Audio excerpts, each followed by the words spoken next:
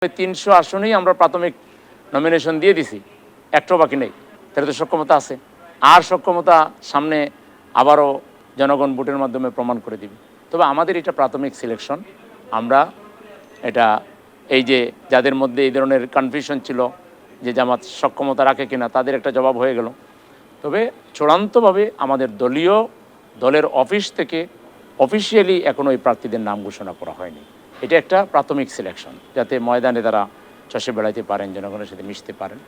আমরা সামনে নির্বাচনে হয়তো দেখা যাবে অনেক ইসলামিক দলের সাথে, অনেক সাধারণ দলের সাথে আমাদের হয়তো বোঝাপড়া হবে, এবং তাদেরকেও আমাদের একসাথে চলতে গেলে তাদেরকেও আমাদের মূল্যায়ন করতে হবে।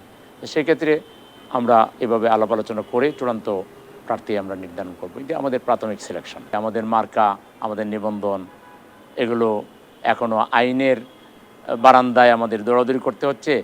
অথচ বিগত আন্দোলনে ভূমিকা রাখার কারণে আমাদেরকে ফ্যাসিবাদী সরকার নিষিদ্ধ করেছে।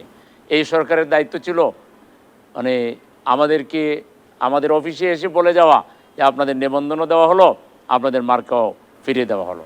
কিন্তু এই দূরদর্শিতা, এই ব্রডনেস তারা দেখাতে পারেন নাই।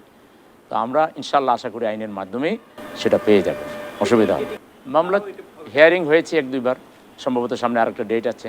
আমরা আশা করছি খুব শীঘ্রই এটা হয়ে যাবে।